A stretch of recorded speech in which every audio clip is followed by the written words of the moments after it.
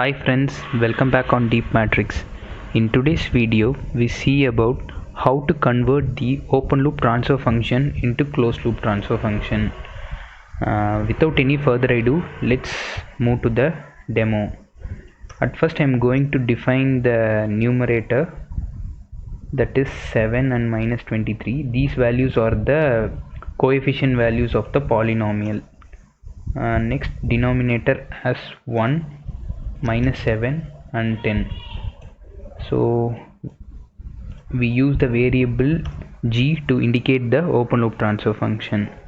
In MATLAB we have a function named tf which will generate the transfer function. So all we need to do is pass the numerator and denominator parameters. So let's run this. Where did I go wrong? Oh, here. So now we are good to go for run. So this is the open loop transfer function. Next we are going to convert this into closed loop.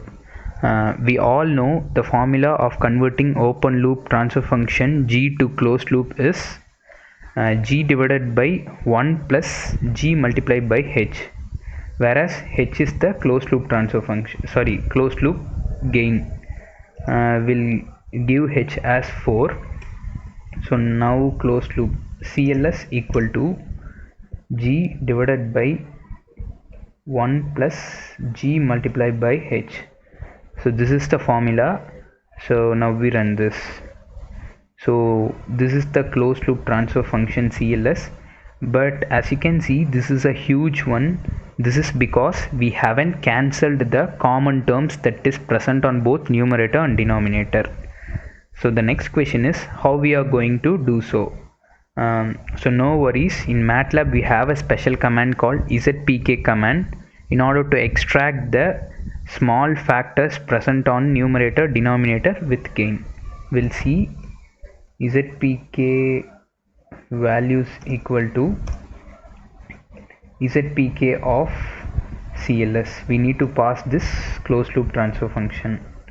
So let me put a semicolon so that it won't print again in the command prompt. So we run this. So this is the closed loop transfer function which we got in the previous run. This is the zpk value of those transfer function. Now we can see the numerator polynomial equation is breakdown into small fractions. Likewise, the denominator is breakdown into small parts. From this equation we can see s minus 5 and s minus 2 is present on both numerator and denominator. So we are going to cancel this. For that we have another command called minreal. So let me do minreal of CLS.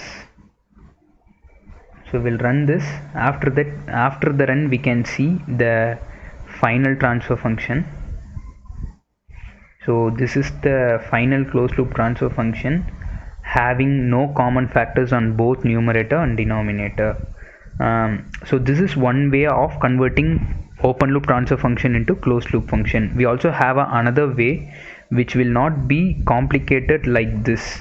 Instead of writing this much code, we have a single function named feedback. So I'll show you.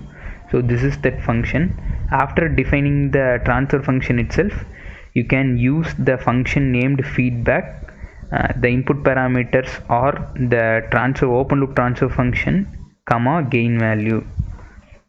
So here we used 4, so I am also going to use 4. We'll check whether the two transfer function are same or not. So now we can see this gh is the transfer function which I got from this code.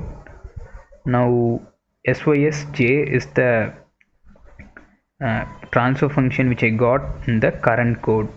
So as you can see, both the transfer functions are same. So the second one is much better compared to the previous one. So you can follow whatever the technique you need. This is what I tried to explain you in this video. I hope you all enjoyed it. See you in the next one. Until then, enjoy learning. Thank you.